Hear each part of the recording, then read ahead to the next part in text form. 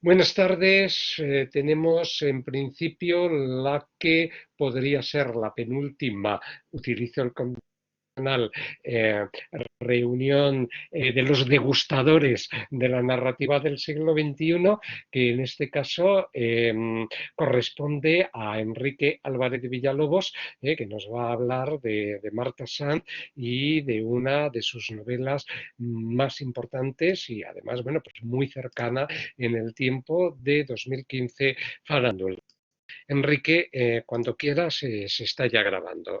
Gracias por tu participación. Perfecto. Bueno, muchas gracias, ¿no? En primer lugar a Fernando por haber llevado a cabo esta iniciativa y librarnos un poco, ¿no? de la realidad de este mes de abril y llevarnos a esos mundos de ficción de los que siempre hablamos. Y bueno, sin más dilación, empiezo ya a hablar de Marta Sanz, ¿no? Marta Sanz es doctora en literatura contemporánea por la Universidad Complutense de Madrid, ciudad donde nació en 1967 y bueno, con la que ha estado ligada desde siempre. Ella, bueno, vive en el barrio de Malasaña, que es el mismo barrio donde ha crecido, y ese barrio se va a ver reflejado en la mayoría de sus, no solo novelas, sino en la mayoría de sus escritos en general. Su carrera literaria comenzó cuando se matriculó en un taller de escritura en la Escuela de Letras de Madrid y ahí tuvo la suerte de conocer a un editor en la editorial Debate que, bueno, la empujó, ¿no? a publicar su primera novela, El frío, en esta editorial y, bueno, las dos siguientes también tuvo la oportunidad de publicarlas ahí mismo.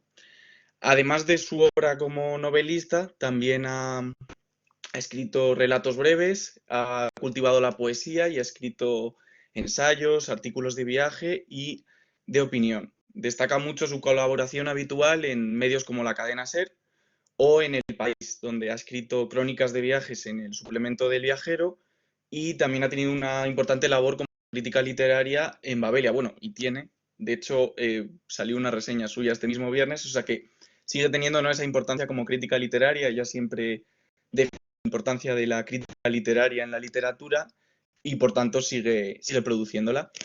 También ha participado, y digo ha participado en público, en la sección de culturas, porque, bueno, sigue apareciendo como colaboradora en público, pero lleva sin publicar desde 2010. Entonces no sé muy bien ese tema, si sigue participando o no. Y también ha sido crítica literaria en el Cultural. Además, ha participado en Infolibre, en una sección que llama El cuento de todos, donde varios escritores desarrollan un relato. En cuanto a sus libros de narrativa, bueno, son bastantes. En total ha publicado 21 libros. Comenzó con esa novela en 1995, El frío, que fue su primera publicación en Debate, eh, a la que, bueno, le siguieron otras dos, ¿no? Hasta que en 2001, con Los mejores tiempos, se llevó el premio Ojo Crítico de Narrativa. A partir de entonces, comenzó a publicar en Destino, donde tiene dos obras, Animales domésticos y Susana y los viejos. Esta última fue finalista del premio Nadal, lo que le permitió a Marta Sanz dar ese salto a Anagrama, ¿no? que como comentábamos otro día, aparte, ¿no? de una de las tres editoriales principales aquí en España. Entonces ha sido, bueno, las novelas de Anagrama son las que más se conocen de Marta Sanz.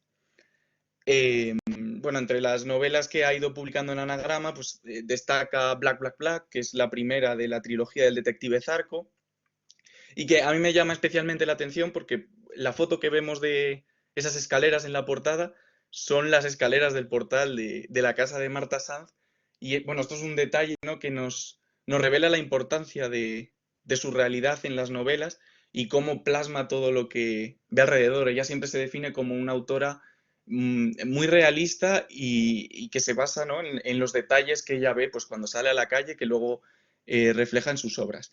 Un buen detective no se casa jamás es el segundo libro de esta trilogía, El detective Zarco, y el tercero, bueno, esta trilogía la cierra el tercero que ha sacado este año, Pequeñas Mujeres Rojas, que veremos en la diapositiva siguiente.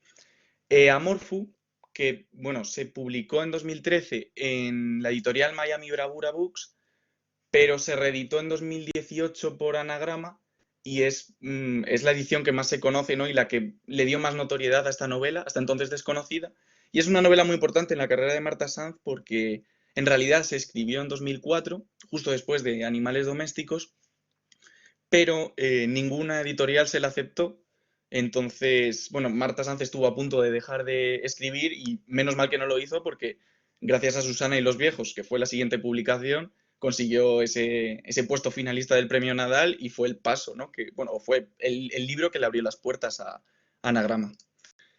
Y bueno, entre sus últimas novelas, pues son quizás las más conocidas, Farándula, que se publicó en 2015, de la que vamos a hablar hoy, que se llevó el premio Ralde de novela, Clavícula, que de nuevo ya solo con ver el título nos remite, ¿no? a esa cualidad de Marta Sand de reflejar mucho su realidad en las novelas. La publicó el año que se rompió la clavícula y bueno, la novela de hecho reflexiona un poco, ¿no? sobre cuánto le afecta no solo a un escritor, sino a cualquier persona, pues las dolencias del cuerpo físico, cómo pueden afectar también, ¿no? a un trabajo que se desarrolla con actividad mental, por decirlo de alguna manera.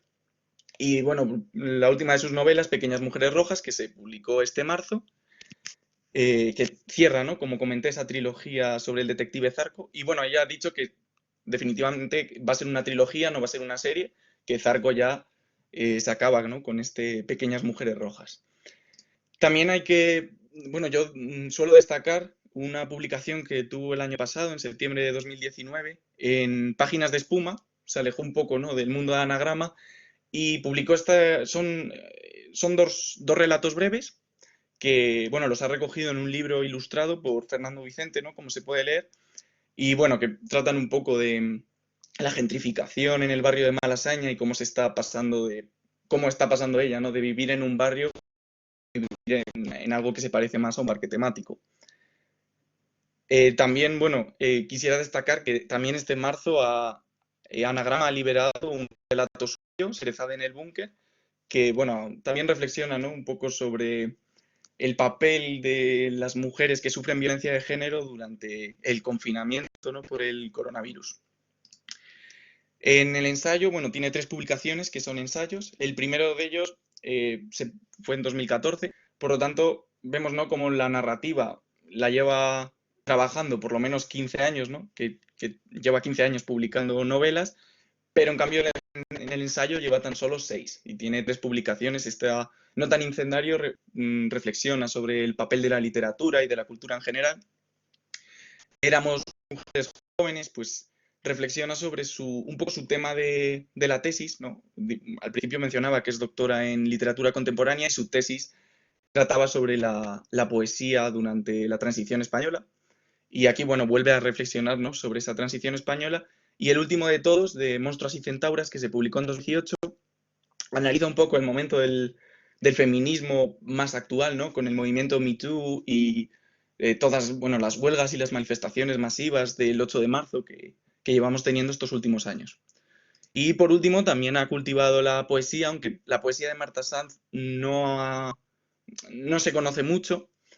Sí que destacar que su tercera publicación, la de 2013, Vintage, recibió el premio de la Crítica de Madrid al mejor poemario de 2014. Y bueno, visto un poco este recorrido literario de la autora, pasamos ya a ver la novela que nos ocupa esta tarde, ¿no? Farándula, que como comenté fue premio Ralde de novela y es una de sus novelas más conocidas. Farándula llama la atención por su estructura, ¿no? Lo primero que nos encontramos al abrir el libro es este índice en el que nos encontramos con 3 partes. La primera Faralaes, la segunda Tarántula y la tercera la Falconcita. Y si nos fijamos, ¿no? el grueso de la novela lo ocupan las partes de Faralaes y Tarántula, que además están divididas en capítulos. Esta novela de Marta Sanz, además de estar dividida en capítulos, como comentaba Fernando, ¿no? cuando hablamos de Millás, bebe mucho de la literatura construida a base de fragmentos. Es decir, cada capítulo va a estar formado por un montón de fragmentos de 4 o 5 páginas cada uno, y cada fragmento va a ir narrando no solo un momento de la acción, sino centrándose en un personaje. Y bueno, cada una de estas partes va a tener un título, ¿no? que resume un poco de lo que va a tratar ese fragmento. Y bueno, ¿no? Como comentaba, esa es la parte gruesa de la novela, Farraés y Tarántula. La última parte, La Falconcita, ya es como un extra, ¿no? Que añade Marta Sanz. Ya no se centra en la trama principal de la novela, sino que, bueno, es un cierre más ensayístico, con ciertos toques que, bueno, comentaré al final, después de ver la trama, ¿no? De las dos primeras partes, comentaré en qué consiste un poco por encima, por no desvelar tampoco muchos detalles, esta última parte. Y bueno, ¿por qué los capítulos se titulan Faralaes y Tarántula? Bueno, pues si recordamos, el título de la novela es Farándula y Ana Urrutia, uno de los personajes de la novela, nos va a dar el porqué de esta división. El teatro era lo chabacano, lo superficial, lo soez. ¿Tú sabes lo que es la farándula, nene? Le preguntaba Ana Urrutia con sus ojos felinos anubarrados por el humo, turbios de ginebra whisky. ¿Lo sabes, eh? Lorenzo prefería que Ana rematase su juego de palabras por sí sola. La farándula. La farándula es la síntesis de Faralaes y Tarántula. La espesa hablaba como la mejor alumna de un colegio de monjas que responde mecánica y disciplinadamente al interrogatorio de la madre superiora. Luego venían la pedorreta y la carcajada. No te olvides, nene, Faralaes y Tarántula, ahí estamos. Por lo tanto, bueno, estos dos capítulos vienen a ser lo que es la farándula, ¿no? Faralaes, que se puede interpretar, ¿no? Que hace referencia pues, a esa parte más vistosa del teatro, con los volantes de los vestidos y la parte que más se enseña y que más se ve. Y la tarántula sería esa parte que también forma parte de la farándula, del teatro, pero que está oculta, nadie se preocupa de limpiar, ¿no? Y crecen esas telas de araña de tarántula. Por lo tanto, ya vemos que la novela no apunta de alguna manera a criticar o a mostrar una visión crítica del mundo del teatro que más desconocemos. Como comentaba también al principio, el análisis que yo propongo de esta novela es centrándome en los 6 personajes principales y a través de ellos, pues como en lo que hemos estado tratando de hacer en estas sesiones es leer fragmentos de libros para invitar a la gente a conocer ya no solo los libros, sino también a los autores, pues yo con cada personaje voy a traer unos textos, ¿no? Que tengan que ver con lo que hacen, con lo que representan esos personajes en la novela y así pues dar un poco una idea de qué trata esta novela y también pues mostrar, ¿no? Algunos de estos pasajes que son muy interesantes. Bueno, Valeria Falcón, ¿no? Por hablar un poco de este personaje, es el personaje principal de la novela y es una actriz que, aunque cuando era joven apuntaba, ¿no? A tener un futuro exitoso y bueno, viene de una familia de actores que también han triunfado, ¿no? Entonces se nos presenta, ¿no? Como esa actriz que no ha llegado a triunfar, que a pesar de tener ese futuro prometedor, este no se ha cumplido y malvive en el centro de Madrid, ¿no? En un piso que tiene que compartir con una alumna suya de una escuela, ¿no? En la que tiene que empezar a dar clases porque no llega a fin de mes y nos relata pues cómo tiene que tener cuidado a las luces para no gastar mucho. También ocurre lo mismo con el agua caliente. Y este es el personaje de la novela. El fragmento, que es un fragmento bastante extenso, la novela son 4 o 5 páginas, pero es el que abre la historia. Y bueno, como veis, tiene un título, porque es todo un fragmento. Y bueno, lo he querido traer entero porque me parece un comienzo de novela espectacular. Veremos por qué. Apocalypse Now. Valeria Falcón, una mujer de nombre aéreo, espectacular, aspecto endeble, anodino, cruzaba a buen paso la Puerta del Sol. Se dirigía, como todos los jueves sobre las 7 de la tarde, hacia la casa de Ana Urrutia, una vieja actriz que, igual que Greta Garbo, retirarse antes del descascarillado del cutis y el deterioro de las fundas dentales, y consiguió que algunas veces el público de cierta edad se preguntara: ¿la Urrutia se ha muerto o aún vive? Desde detrás del cristal de su terrario, Ana Urrutia, espesa Ana, aguardaba quizá el momento oportuno para renacer mientras Valeria enérgicamente clavó el tacón de una de sus botas en la rendija de un respiradero. Entonces comenzó el horror.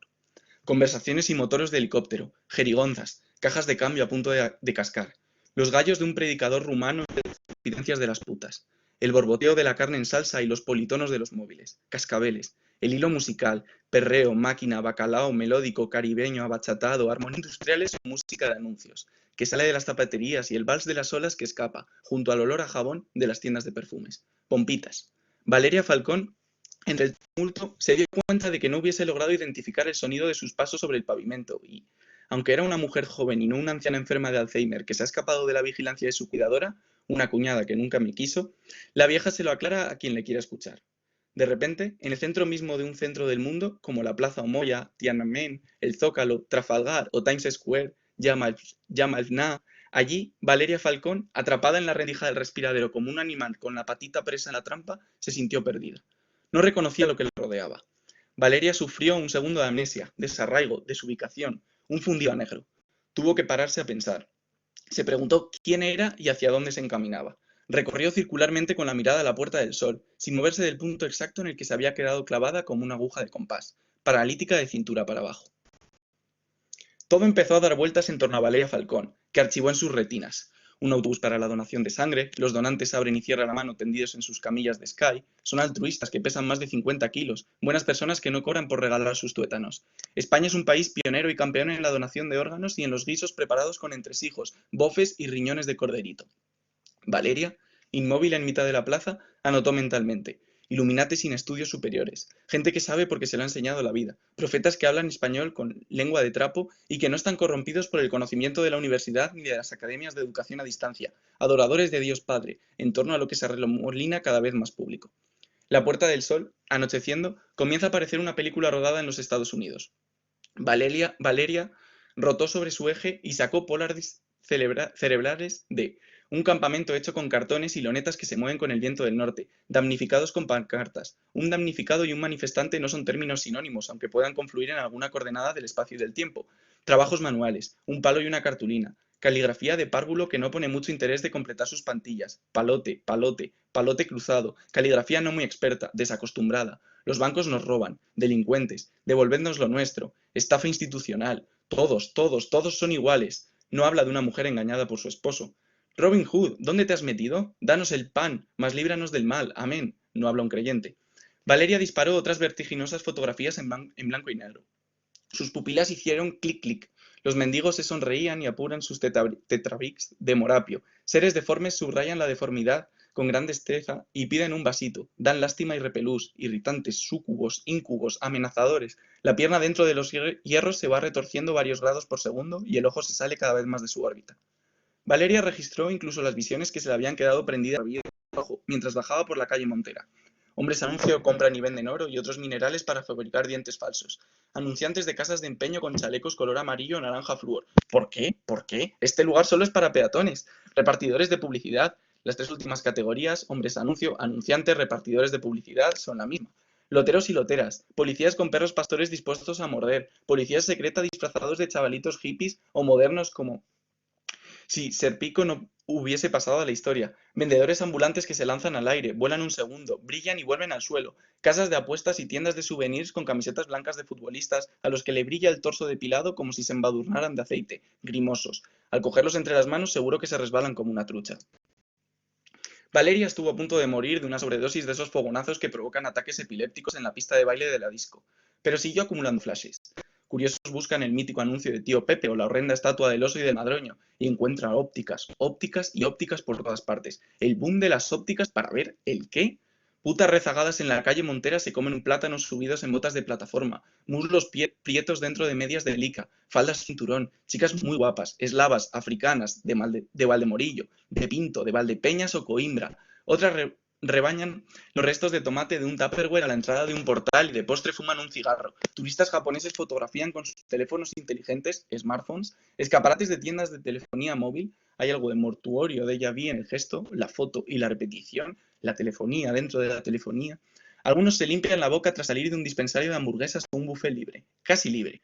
Coma todo lo que pueda por 99 perdón. Coma todo lo que pueda por 90 por 9,95. ¡Qué asco! Desperdigadas visiones, desubicadas, adolescentes mascan chicle, chupan caramelos, besan con lengua, lamen polvo, tienen siempre la boca ocupada, fuera de servicio. Adolescentes comen pipas y echan las cáscaras sobre el kilómetro cero. Estatuas vivientes cambian de postura al oír el tilín de una moneda de 20 céntimos contra el platillo. Minnie Mouse, chivata de la policía, posa obscenamente para que la fotografíen.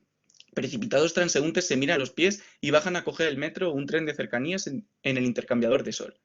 Es el apocalipsis now, pensó Valeria, que, Mareada en el vórtice del sumidero, sacó el talón de la rendija con un contundente golpe de pierna y reanudó la marcha, apretando el paso y subiéndose el cuello del anorak porque estaba helado de frío y ya llegaba tarde, demasiado tarde. Bueno, como vemos en este fragmento, quizás demasiado largo, pero bueno, lo quise poner entero para eso, para ver, ¿no?, cómo en el transcurso, ¿no?, de lo que Valeria mete el tacón de la aguja en una alcantarilla y lo saca, pues se da toda esa descripción de la plaza de la Puerta del Sol, que, bueno, a todos nos suenan, ¿no?, las cosas que narra aquí Marta Sanz. Daniel Valls es otro de los personajes principales. Es un hombre que, bueno, de joven actuaba con Valeria, tienen el mismo origen, pero con su carrera artística ha ocurrido todo lo contrario, ¿no? Mientras Valeria, pues, actúa en teatros pequeños que nunca se llenan, Daniel Valls, pues, es el ganador de la Copa Volpi, graba un montón de películas con directores estadounidenses y ya no vive, ¿no?, en el Madrid de Valeria, sino que tiene una casa en la Plaza de los Bosgos, en París, que, bueno, es donde vivía Víctor Hugo, ¿no?, entre otros muchos famosos parisinos. Entonces es una persona que, a pesar de compartir ese origen, ¿no?, como decía con Valeria, su presente es completamente distinto. Y esta contradicción él la va a tener, porque él, bueno, es una persona que ideológicamente no es de izquierdas, está con los más desafortunados, pero no se da cuenta que él no forma parte de esos desafortunados, que él, bueno, como veremos, ¿no?, en una cita más adelante, él, bueno, ayuda, ¿no?, a que esas desigualdades sigan existiendo. Tu público objetivo quiere verte con la pajarita sobre una alfombra roja, haciendo excelentes películas, posando con Charlotte y no metiéndote en lo que cuesta una rodaja de chorizo de barra, que por cierto no comes, o rasgándote las vestiduras por un desmantelamiento de lo público, que por cierto tú vas más bien poco, o por el ensanchamiento de la brecha de la desigualdad, que por cierto tú contribuyes a abrir cada día más. Esto es lo que le dice, ¿no?, su agente cuando Daniel Valls firma un manifiesto a favor de los parados, ¿no?, de los más desfavorecidos, como comentaba antes, y eso, pues, en su carrera artística es un batacazo, ¿no?, para esa carrera, porque él vive del trabajo de las clases más adineradas, a las que no le interesa que se denuncien esas desigualdades de las que en realidad se están nutriendo. Y bueno, hay otro fragmento. Vamos a ver cómo lo invitan a una gala benéfica, ¿no?, y él reflexiona sobre lo hipócrita, ¿no?, que son esas galas benéficas. Los ricos, en sus galas benéficas, con cantantes de saldo, cantantes que habían perdido la voz hacia lustros, lentejuela y caspa, peluquines, premios filantrópicos concedidos a excelsos ladrones, narcos, petulantes, defraudadores de la hacienda pública que redimían sus penas donando 500 euros para comprar ordenadores, para sanar enfermedades incurables, para rellenar cestas de la compra vacías como estómagos de niños de Biafra, para salir en la foto. Los ricos y los riquitos exhibían su bondad celebrando sus obscenas y repugnantes galas de caridad. Las damas de beneficencia imponían sus normas en la época de los edificios inteligentes, de las palmadas con que se enciende la luz, de la videovigilancia, de la ultraavanzada medicina forense y de los robots que operan próstatas cancerosas. Las damas de la beneficencia, travestidas en actores de éxito, se esfuerzan, se preocupan, no pueden dormir por las noches, comen lexatines, orfidales, tranquimacines, atarax, dormidinas, M&M's, conguitos, se lo comen todo, a sus hijos, a sus caniches, a los peces de colores de sus inabarcables peceras, para que nada cambie.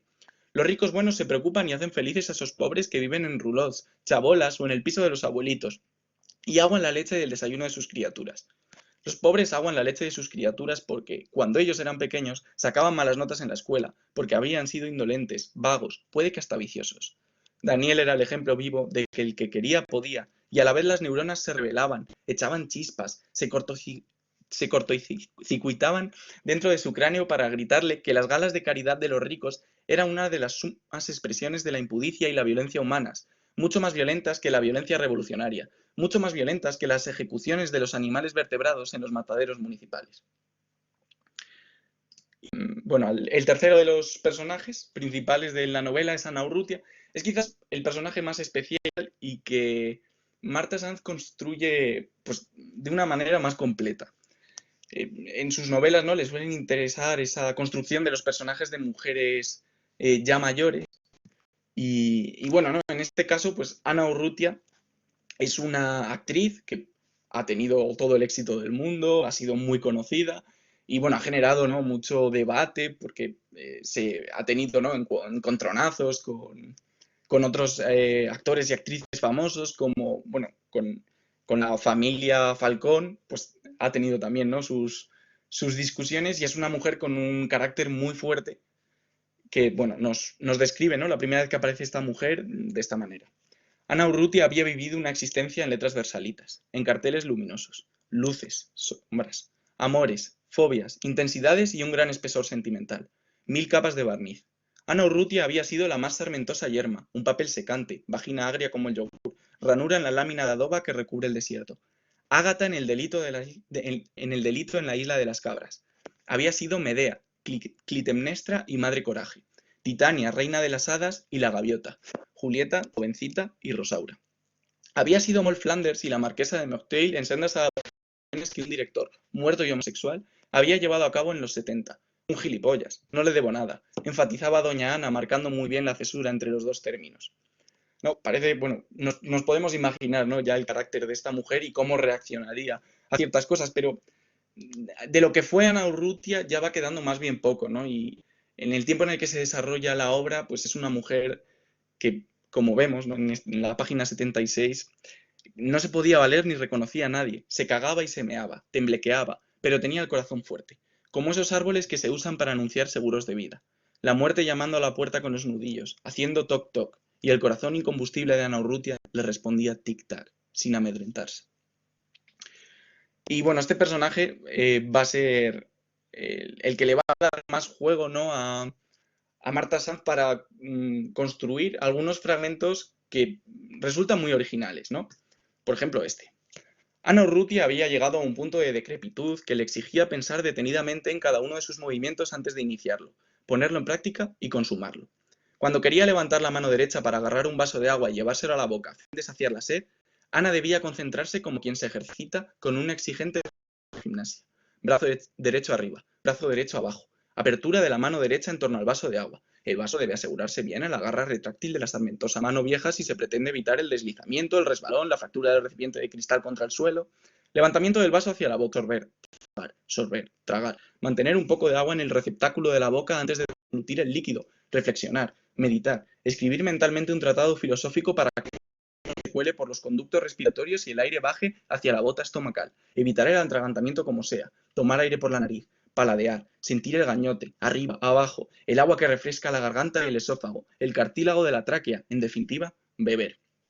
Al final del sofisticado proceso de hidratación, doña Ana Urrutia exhalaba. ¡Ah!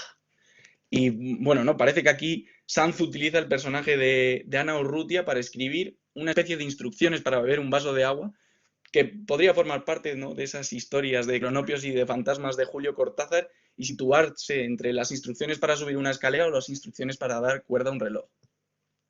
Y bueno, aquí otro momento, ¿no?, en el que está involucrado Ana Urrutia, en el que parece que un personaje de Miguel Delibes se haya escapado del velatorio de su marido para cuidar de Ana Urrutia en la residencia.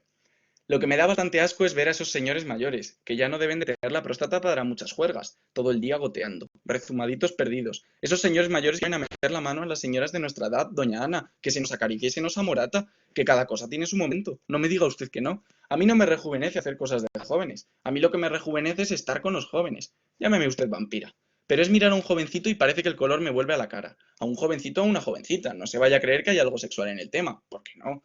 Yo he sido una mujer muy heterosexual y déjeme que me ría, Ana, porque si mi padre me ha llegado a oír decir algo de esto, yo creo que me da una torta. Efectivamente, podríamos decir que Carmen Sotillo, ¿no?, lejos de estar cansada de aburrir a su difunto marido durante 5 horas, se dedica a cuidar de doña Ana para poder seguir hablando con alguien. El personaje con gran importancia en la obra es Natalia de Miguel.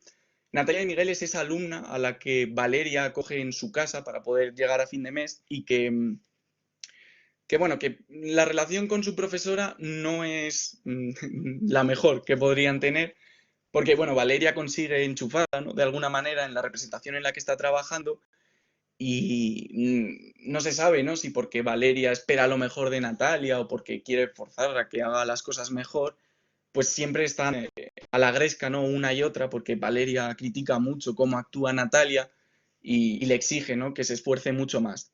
Al final Natalia lo que hace es que ve que en esa obra no tiene mucho futuro y decide buscarse otra solución, ¿no? Y mientras que preparan esa obra, que bueno, es una adaptación de Eva al desnudo al teatro, pues mientras preparan esa obra decide buscarse otra cosa, ¿no?, que le pueda dar algo de dinero, y se acaba apuntando al casting de un programa de telerrealidad, ¿no?, estos reality shows.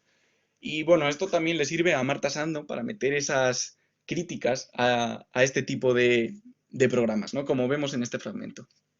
Natalia sonreía seduciendo al pilotito rojo de la cámara 2. Le he dado calabazas a Samuel porque en la cita que tuvimos en el cenador noté que le olía el aliento. Se corta el plano y el pretendiente Samuel se nota que no le gusto. Nunca me llama Sammy. Con cara de que lo que ha revelado Natalia es una puta mentira. Gesticula como un mono al que le acaban de dar una fruta madura. De pronto, al espectador le llega el sonido de una puerta con los goznes rasgados por el óxido. Cuando supuestamente nadie lo ve, Sammy se echa el aliento contra el murete de la palma de la mano. Abre mucho las fosas nasales y después arruga la nariz. Se repite el gesto de Sammy, Samuel, y en la repetición su aliento se tinta de verde.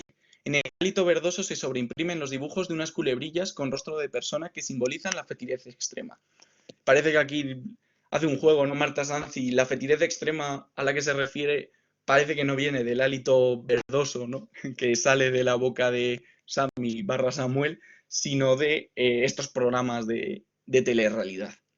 Bueno, lo que ocurre al final es que Natalia de Miguel consigue ser muy exitosa, ¿no?, en este programa, gana un montón de fama y al final en la representación de Eva desnudo, en el estreno, pues Valeria se da cuenta de que el teatro está muchísimo más lleno de lo normal y que esto se debe a que en el cartel figura Natalia de Miguel y todos esos seguidores, ¿no?, de estos programas van al teatro para ver a la gran Natalia de Miguel en persona. Ya no es a Valeria Falcón a quien van a ver, sino a Natalia de Miguel. Y bueno, esto generará también, ¿no?, cierto sentimiento de envidia en Valeria que, bueno, pondrá en juego sobre todo en la última parte, ¿no?, en la que aún no nos hemos metido. Recordamos que estamos en las partes de Faralaes y Tarántula, que aún no nos hemos metido con lo que ocurre en la parte de la Falconcita. Lorenzo Lucas, bueno, tienen una relación, ¿no?, muy estrecha con Natalia de Miguel. Es también un actor muy parecido a Valeria, ¿no? También en sus inicios parecía que iba a tener un futuro muy prometedor, pero al final pues trabaja con Valeria, es decir, que no ha tenido, ¿no?, ese éxito que le prometían, y ahí es donde conoce a Natalia de Miguel y bueno, se enamora, ¿no?, o eso dice que le ocurre, y a pesar de que está casado y tiene hijos, pues acaba yéndose a vivir con Natalia y bueno, viven esa aventura romántica. Y Lorenzo Lucas es, bueno, es un actor que sabe de dónde viene, ¿no? Y de hecho no ha salido de dónde viene y tiene también pues una ideología de izquierdas y trata de defender, ¿no?, lo que cree. Y como vamos a ver en estos dos fragmentos, él está en contra, ¿no?, de ese cambio que se va a producir en el mundo del teatro porque cree que se va a destruir el que actuar sea un empleo.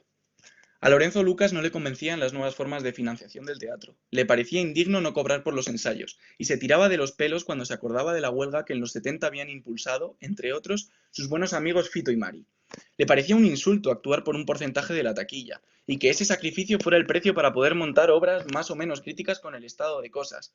O es esto o no es nada, Loren, le advertía Alex. Lorenzo se revolvía. Así que para que yo pueda participar en un espectáculo interesante, crítico o corrosivo, tengo que renunciar a mis derechos como trabajador. Vamos mal, Alex, vamos muy mal. Y otro fragmento. Pronto, muy pronto, tanto los teatros públicos como los privados impondrían a los actores este nuevo tipo de condiciones en aras de la supervivencia del arte de Thalía.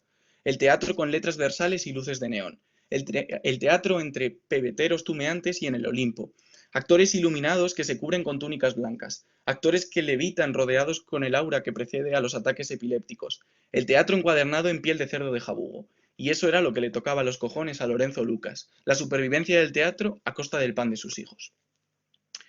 Y bueno, también Lorenzo Lucas, ¿no?, le permite a Marta Sanz, a través de una conversación que tiene con Miri, a la que menciona en el primer fragmento de la diapositiva anterior, pues le permite meter ciertos enunciados, ¿no?, que se parecen un poco a un ensayo sobre el teatro y reflexionar, ¿no?, sobre lo que significa este arte, que bueno, si no lo hace ya toda la novela en general, ¿no? Con ese juego con el título, ¿no? Con las dos caras que tiene el teatro, pues lo hace este fragmento, ¿no? De la conversación con Miri. ¿Sabéis, Loren? El teatro hoy es más político que nunca solo por el hecho de seguir siendo teatro. Perdón.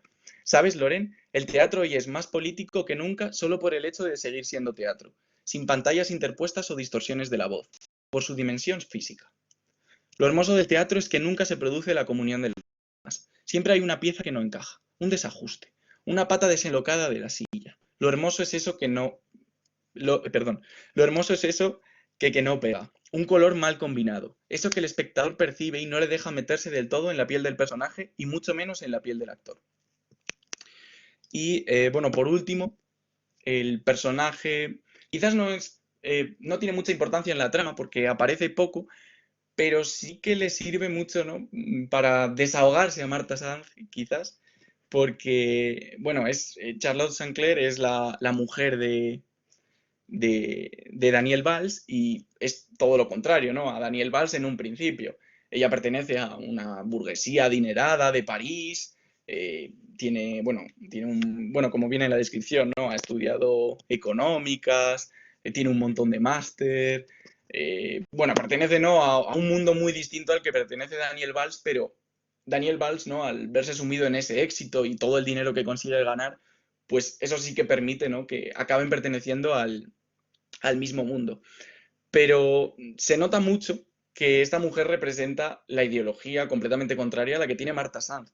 Y eso va a hacer que Sanz pues, la utilice no para lo que decía, para desahogarse y es completamente irónica, ¿no? Con este personaje. Charlotte Sinclair no tenía una vida fácil. Aunque desde fuera pareciese una persona privilegiada, el piso en la Plaza de los Bosgos, la ropa de firma, el estilo innato, la gente en realidad ignora el significado de ese nombre, que es un sinónimo de libra esterlina, euro o dólar.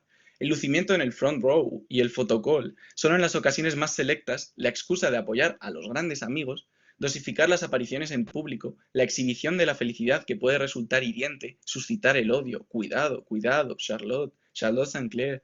Aura fragante de lo que envuelve su deslizado cuerpo, sus chaquetas de Chanel y sus vestidos de Dior, lo bien que le sientan los tejanos con una blusa blanca, qué buena percha, hípica, el casual style o la alta costura, los moños altos, todo bien alto. Y las joyas grandes, los perros de raza de mamá y papá, la casita en la campiña y las hierbas de Provenza, exquisita educación, modales e idiomas, licenciaturas en económicas y en derecho internacional, máster en business, la afición al esquí, a la música clásica y al chocolate negro, negrísimo, con una proporción de cacao al 90%. Y bueno, este es el personaje, ¿no? Que pondría el punto y final a este repaso sobre esas dos primeras partes de la novela, ¿no? Que como comenté, pues contienen el grueso de la trama, pero Sand, ¿no? Nos sorprende con una tercera parte en la que cambia mucho el tono de la novela, ¿no? Como hemos visto, siempre usa un tono muy irónico, unas descripciones larguísimas, ¿no? Que prácticamente me quedaba sin voz leyéndolas, llenas de adjetivos, abusando de la coma. Y en esta tercera parte va a cambiar todo eso, ¿no? Va a dejar de ser tanto una novela muy descriptiva, pero una novela, a ser más bien un ensayo, ¿no? Que toca distintos temas como la escritura o el hablar ya de por sí, y va a combinar, ¿no? Esa parte de ensayo con un tono muy poético, que en mi opinión es la brocha, ¿no? A esta novela, porque, bueno, no, voy a leer, ¿no? los fragmentos.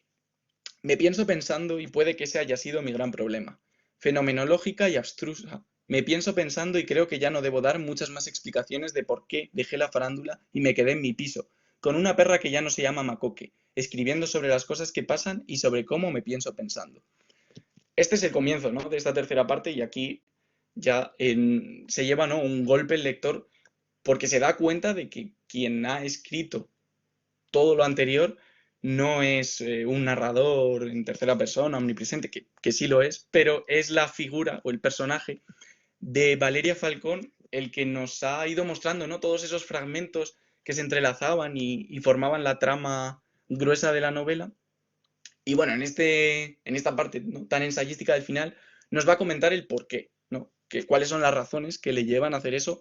Yo no las voy a desvelar bueno, como hemos ido haciendo todos, ¿no? Dejar algo abierto a quien quiera leer la novela, pero sin duda no gustazo de parte porque está muy bien escrita y bueno, ¿no? Como vemos también en este fragmento, se siguen reflexionando, ¿no? Sobre distintas cosas. Me gustaría que mi mano al escribir fluyese y la escritura evocase la imagen de los raíles del tren, de los hilos tendidos infinitos, de los postes eléctricos y, sin embargo, nunca, nunca es así. Me sorprendo siempre en la contractura de la mala posición en la silla, el dolor de las vértebras, y cuando recupero mi gesto corporal normal, normal, mi temperatura de 36 grados centígrados, cuando dejo de ser una jorobada, vuelvo a pretender que la escritura mane como la respiración, incluso como esa respiración que toma conciencia de sí y se transforma en asfixia, asfixia, asfixia. Escribir no me libera. Es el desnudo y el desnudo es la pose, el gesto que descubre quiénes somos o quiénes quisimos ser. Y bueno, pues es todo esta parte discurre, ¿no? En este tono. He intentado, ¿no? Seleccionar los fragmentos en los que no digan nada sobre la trama, ¿no? Como he dicho, y quisiera insistir en eso, que no está todo desvelado, ¿no? Que sea Elia Falcón quien escribe esta última parte, ¿no? O la voz que tiene esta última parte, no es tampoco un descubrimiento al que se llama la novela, ¿no? Sino que la parte se titula La Falconcita, ya se nos deja entrever que algo raro va a ocurrir ahí. Y bueno, para terminar, ¿no? Esta presentación de fragmentos, ¿no? Sobre la novela de Marta Sanz, no quisiera ser yo quien diga la última palabra, sino Marta Sanz, y especialmente que lo hiciera con el final de la novela, que bueno, yo considero que tiene un tono poético pues, increíble y bueno, como comenté, ¿no? Ya no solo toda la parte, sino sobre todo este fragmento, pues es el broche de oro de la novela y sin duda deja al lector ¿no? con un sentimiento de que esa novela le ha llenado. Todos los peces se mueren porque los sacan del agua. Estamos enterrados y hablamos en voz alta para no morirnos, para constatar que aún la tierra no nos ha desecado la boca y la faringe, para, en nuestra soledad, hacernos compañía, para no enloquecer o enloquecer definitivamente. Hablamos sin la prepotencia, la falsa esperanza de ser escuchados. Hablamos porque no nos queda más remedio que hablar. Vivimos en una sensación permanente de últimas palabras. Diga sus últimas palabras. ¿Para qué sus últimas palabras? Tenía tu nombre entre los labios como si fuera una flor. Un rojo, rojo clavel. Testimonio y testamento. El agua que rezuma de la tubería rota. Y bueno, quería que las últimas palabras fueran de Marta Sanz con precisamente las últimas palabras de la novela. Perfecto, Enrique, y te agradecemos mucho la exposición. Cuando estaba preparando el Power, yo le comentaba a Enrique que había sido una elección realmente difícil, ¿no? Porque la novela la leí y me pareció verdaderamente compleja, ¿no? Por la forma en que estaba armada y al menos, bueno, pues Enrique nos ha permitido a través personajes y de este espacio final de la tercera parte adquirir, ¿no? una idea fundamental de esta obra. En efecto, estamos ante una autora como que se nota bastante la gran cultura literaria que tiene, es decir, muchos escritores, bueno, pues provienen del ámbito en el que nos movemos diariamente, ¿no? De la filología o profesores de universidad o han terminado una tesis sobre literatura, como ocurre con el caso de Marta Sanz, y en la producción creadora que llevan a cabo, ¿no? Pero en el hecho de Marta Sanz, amén de esa amplia trama de referentes que es involucrar en cada una de sus obras, hay un componente fundamental, que es el análisis de ella misma, en cuanto a su propio crecimiento, su evolución, y en este sentido hay una obra en el conjunto de los textos iniciales que nos ha permitido, bueno, que nos ha mostrado Enrique, que es básica para entrar en la lectura de Marta Sanz, que es la lección de anatomía. Posiblemente uno de los mejores textos de autoficción, que es este fenómeno acercando continuamente y al que tendremos que atender en las conclusiones de estos encuentros, y ahí es donde ella realmente, hablando de ella, vida, de su familia, de su crecimiento, de su evolución, de los viajes que ha ido haciendo, sobre todo de la adolescencia, del colegio, del descubrimiento del amor, de la sexualidad, de las compañías, de unos, de otros, etcétera, nos traza un retrato vívido del alma de una mujer presente, de una mujer que tiene pero también sus retos, que tiene sus límites como todo ser humano y tiene sus ganas, su deseo, su impulso de utilizar el medio que ella mejor domina, que es la palabra, para poder construir todos estos mundos de ficción. Yo os animaría a que os acercarais a Mente Farándula o algunos otros textos, si no Sanz, que lo hagáis comenzando con la lección de anatomía, que por cierto fue una obra de 2008 y que ha vuelto ahora a reeditar en 2014 con algunas modificaciones. Luego, el nos da una lección magnífica y le felicito a Enrique por los textos que ha elegido para el trazado de los retratos de esos 6 personajes. Es una de las autoras que mejor domina la ironía y con ello el humor.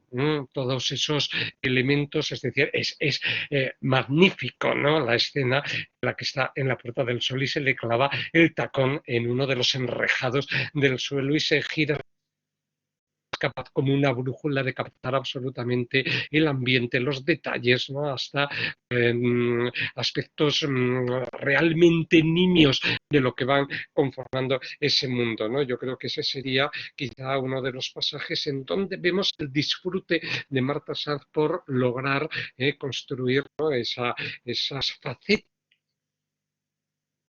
que nos meten de cruces en el mundo, lo ha dicho muy bien Enrique, es decir, si son situaciones cotidianas, anodinas para nosotros, o sea, quien cruza por esas calles, por Montera, por el Sol, por Sol, etcétera, está viendo absolutamente todos esos aspectos, pero aquí reparar en que unos japoneses están con sus móviles de última generación haciendo una fotografía a una tienda de móviles, es decir, generando esa suerte de espejo dentro del espejo de Misanabim, verdaderamente absurda y que refleja la capacidad que tiene Marta Sanz, ¿no? De reparar en todos esos detalles que evidentemente están distorsionando, ¿no? Porque muchas veces la sátira que crea, que construye, se basa fundamentalmente en la distorsión. Y luego cada una de las obras de Marta Sanz gira sobre mundos, ¿no? Y en este caso he elegido el mundo del teatro, ¿no? La radiografía dramático, también como habéis podido ver, 3 figuras femeninas, 3 generaciones, ¿no? de actrices, una la gran otra que intenta sobrevivir en la edad madura y luego, bueno, pues la joven que se come la cámara a través de los reality shows, ¿no? Como ha indicado Enrique, que es la que en el fondo, bueno, pues todas esas imposturas, ¿no? Que se van manejando en esos espectáculos encajan, ¿no? En la naturaleza de esta joven Natalia de Miguel, ¿no? Bueno, y hay una cuarta que también Enrique le ha dado valor, está Charlotte Sinclair, la mujer efectivamente de Daniel Valls, que es como una contrafigura, ¿no? De ese actor que se cree está viviendo ya en una situación plenamente de burguesía. Vamos, yo creo, Enrique, que has logrado, ¿no? Con una manera perfecta has dejado varios hilos argumentales muy importantes sin tocar y yo no los voy ni muchísimo menos a destripar para suscitar este interés por la lectura y te doy la enhorabuena y con esto si quieres añadir algo a lo que yo he puesto en juego. Has incidido en clavícula, efectivamente. Lección de anatomía y clavícula es que se están dando la mano. Es verdad que lo que le ocurre a Marta Sanz inmediatamente entra en alguna de sus obras. Y que haya pasado un periodo, digamos, fuera de teniendo que estar medio retirada para recuperarse, ¿no? De esto, porque además ella se queja de que tiene una salud muy mala, ¿no? Continuamente en lección de anatomía está también estableciendo este tipo de reflexiones, de miedos que llega a tener. Ahí lo tenemos en Clavícula, que ¿no? A reforzar la idea de la experiencia autobiográfica como parte del material narrativo que vamos viendo que muchos escritores están poniendo en juego. Bueno, y como no tengo yo que hablar más que el ponente, casi ya llevo 10 minutos saltando esta perorata que dirían los personajes de Andrés Newman, te doy ya la palabra al grupo, que hoy son 23 que están aquí. Enrique, si quieres comentar algo, en fin, un poco al marco, ¿no? General, ¿no? De mis con tu intervención, pues puedes hacerlo y ya damos los compañeros. Yo sí, bueno, cuando he tenido la oportunidad, ¿no? de preguntarle a Marta Sanz sobre esos elementos de su vida cotidiana que reflejaba tanto en sus obras, ella no me respondió hablando tanto de lección de anatomía o de clavícula, que, bueno, de clavícula sí habló, ahí miento, pero de lección de anatomía no habló tanto, sino que a mí me sorprendió, habló mucho de Black, Black, Black. Y es que, bueno, como Sí. comentaba, ¿no? Las escaleras de la portada son las escaleras de su casa, pero ya dejando esos paratextos a un lado, parece ser que toda la acción de la novela transcurre, bueno, cuando se hace referencia, ¿no? A la casa, al portal y al patio donde juegan los niños, pues todo eso es la propia casa de Marta Sanz, ¿no? Y muchos de los personajes son sus vecinos. Entonces, eso llama mucho la atención. Y también comentaba que, bueno, en la novela de Clavícula, ella habla, ¿no? de que un amigo le dice que por qué no va o llama a un fisioterapeuta que es amigo suyo, que se llama Mariano. Y bueno, esa novela está escrita en 2017, Mariano Rajoy era el presidente del gobierno, y ella le responde que qué locura, que cómo se va a llamar un fisioterapeuta Mariano. Sí. Y eso era real. Cuando ella se rompió la clavícula, a ella le dijeron, ¿no? que llamara a un tal Mariano que era fisioterapeuta. Y en un encuentro con unos lectores apareció un hombre que le dijo, hola, buenas, soy Mariano y soy fisioterapeuta. Entonces, bueno, era una de esas anécdotas que ella tuvo Sí, que tienen mucho que ver con su vida real. Y sobre los personajes, efectivamente. sí que querría comentar que los personajes de Marta Sanz, ¿no? que como ha dicho, pues se centra mucho, ¿no? en la construcción de estos personajes que tienen un carácter, pues cada uno muy distinto, los construyen, o yo por lo menos percibo que los construye por contrastes, ¿no? Y es como he querido organizar yo la aparición de estos personajes. Valeria Efectivamente. Muy Falcón bien. y Daniel Valls son dos personajes que han tenido, a pesar ¿no? de venir del mismo sitio, han tenido un futuro completamente opuesto. Ana Urrutia Sí. y, perdón que se me va, Natalia de Miguel, son Nada. dos mujeres que están teniendo éxito en el teatro, pero ¿no? la gran diferencia que tiene entre las dos es la edad. Mientras una ya no solo está terminando su carrera artística, sino que está terminando su vida, la otra está comenzando su carrera artística. Y por último, Lorenzo y Charlotte son las dos parejas ¿no? que son conocidos por ser pareja de los famosos, que en este caso son Daniel Valls y Natalia de Miguel. Entonces, creo que también ¿no? hay mucho de esos contrastes en todas las novelas, no solo en las novelas, también en las columnas y en los ensayos. Enrique, la conversación que has tenido con Marta Sanz es como consecuencia de alguna entrevista en contra, porque No, aludes fue a una un... charla que has tenido con ella. Lo digo Sí, fue en si un... la gente, si le has hecho una... Sí, dinos. Ah, vale. No, fue en un... No, creo que ya se entrevistó a Marta Sanz en Contrapunto no hace bastante, yo por eso no me he metido en ese fregado. Ya. Pero, Ah, bien, pero fue bien, bien, en bien, un sí. paseo literario que organizó por Malasaña, Ajá. porque, bueno, Retablo, ¿no? El libro ilustrado que he enseñado, habla mucho de Malasaña, y Ah, entonces ella bien, bien, decidió bien, bien. hacer un paseo literario, ¿no? Enseñando esos rincones del barrio que Muy habían marcado su vida, bien. y se pudo hablar con ella. Estupendo. Muy bien, muy bien. Bueno, y me quedaba por añadir el experimento que realiza Marta Sanz de una novela en la que está reflejando efectivamente el mundo del teatro y lo hace de una manera pues perfecta a través de estas generaciones, ¿no? Por ponerlo en correspondencia con una obra muy divertida de Eduardo Mendoza que se titula Una comedia ligera. Es decir, en pocas obras el mundo del teatro es atrapado, es decir, el ámbito de la ficción, de la realidad externa, atrapa al universo dramático y empiezan a establecerse ¿no? Entre un plano y otro continuamente.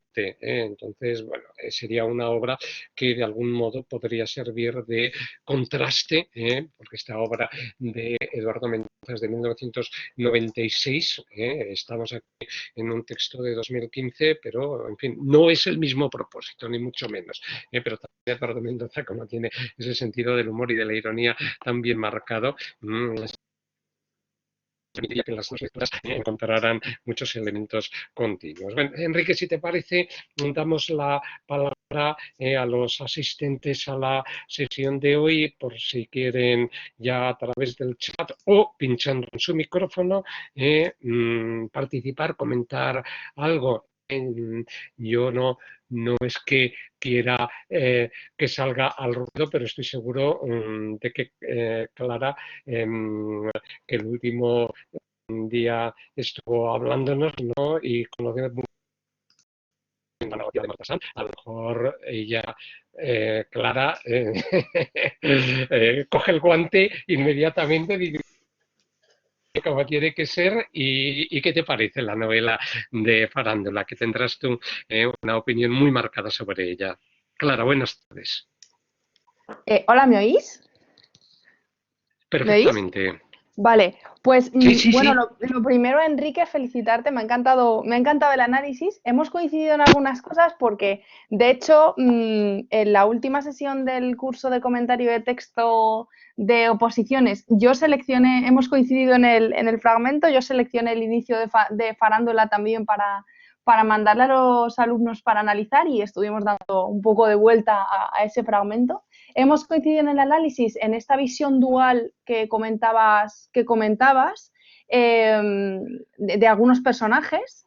Yo había contrapuesto también en el breve análisis que le di a los alumnos como contextualización el personaje de Lorenzo Lucas al personaje de Manuel Valls, porque al final son como la cara como más elegante del mundo de la actuación frente a la cara un poco más cutre.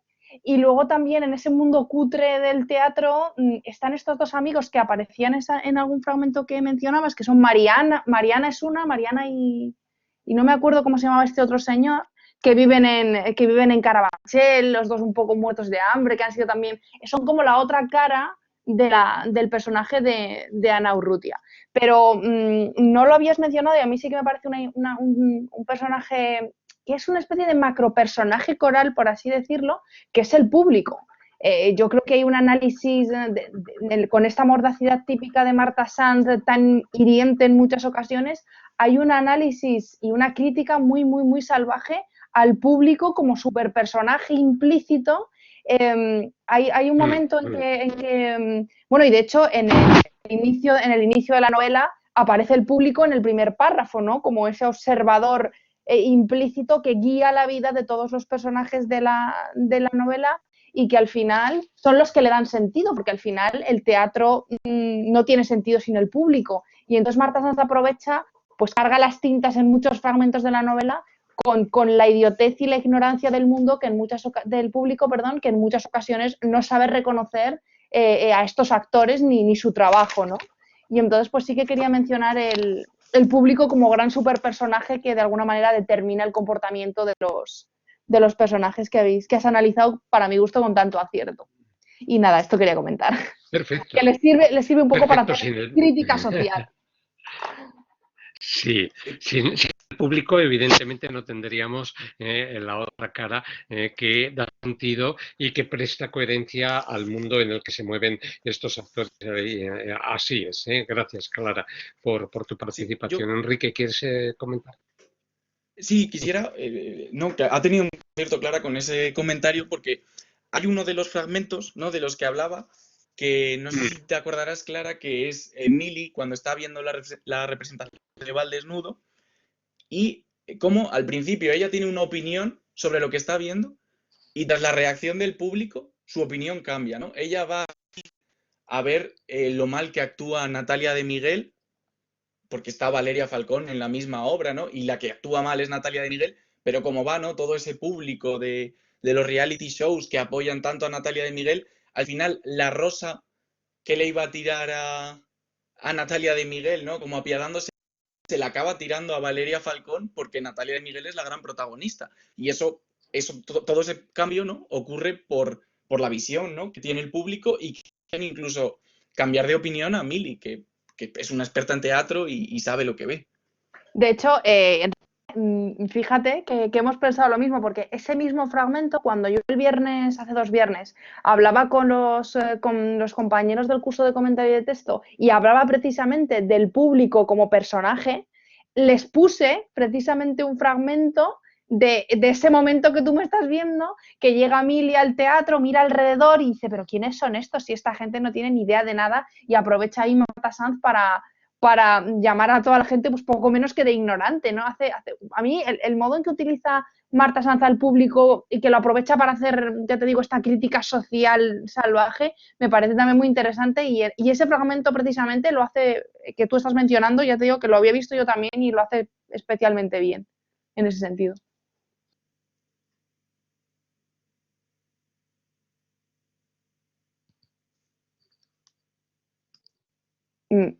Hola, sí, estáis ahí, ¿no? Sí, perdón, Eso decía que sí. Estaba cargando y no hablaba y no Vale, se me vale. escuchaba. Pues eso, decía eso.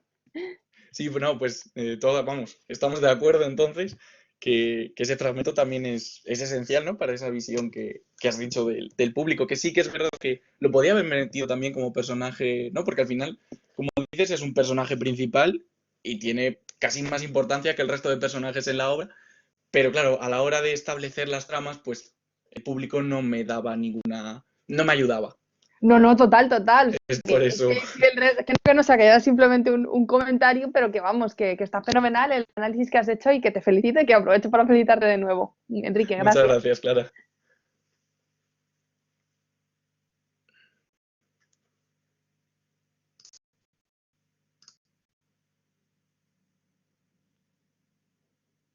Bueno, no sé si Fernando se ha desconectado o... A ver, ahora sí. Ah, vale. ¿Me recibís? Sí. Sí, ahora sí. Vaya, vale. Tenemos felicitaciones que habrás estado viendo a través de los chats de tus compañeros, Antonio, David, buen amigo siempre, y Laura apunta algo más. Me ha parecido apreciar un enfrentamiento entre el personaje de Ana Urrutia, como la actriz clásica que ya no se que ha caído en la miseria, Natalia de Miguel por ser la actriz joven y representante de esta comercialización. Claro, pues sí, efectivamente. Que es una cuestión para lo que Laura, tú lo has visto, ¿no, Enrique? Sí, de hecho es lo que comentaba, ¿no? Por la forma en la Sí, que los he ordenado era apreciando, ¿no?, esa contraposición entre los personajes. Y sí, vamos, muy acertado el comentario de Laura. bien. Cristina, vale, de acuerdo. Sí, merece la pena recorrer porque está la exposición de Enrique. Esta novela nos plantea luego ese cierre, ¿no? Ese espacio, esa tercera parte a la que se llega, en donde has elegido 3 fragmentos que siguen presentes aquí y en donde vemos la vena poética, ¿no?, con la que Marta Sanz, bueno, pues tiene 4 títulos que tú nos has ido marcando de esa forma. No hay que olvidar los puntos de contacto que se establecen entre Sofía y como muchas veces pues podemos encontrar unidas esas dos líneas, la poesía la reflexión sobre el ser, a que la poesía ayuda. Digo esto porque este proceso de estar construyendo una novela y de desembocar todas las tramas en un último nivel que parece que está rompiendo distintas líneas argumentales que se han ido tejiendo, es muy frecuente en la literatura hispanoamericana. Al principio remitía Enrique a Cortázar. Bueno, estaba buscando una serie de semejanzas en este sentido, pero por ejemplo, para Lima, había una serie de títulos en los que alcanzaríamos también una última sección en la que, porque haya personajes que están actuando como mentores, como guías, Tres tristes también, que es otra obra prodigiosa cubana, esta capacidad de fabular sobre la construcción de la ficción. Es constante, pero que en este caso, como vemos, bueno, pues reserva, ¿no?, un espacio para dejarnos ahí, entregarnos, bueno, pues unas reflexiones sobre lo que hemos estado viviendo a través de la lectura. Entonces es importante que valoremos también este experimento. Es muy heterogéneo, es cierto, pero yo creo que la heterogeneidad va a ser una de las conclusiones que sacaremos en el apartado de conclusiones. ¿De acuerdo? Bien. Clara, ¿tienes la mano alzada por algo o porque se debió de quedar? Sí, porque es de las 18:01. Perfecto. ¿Algún con la grabación? Porque ya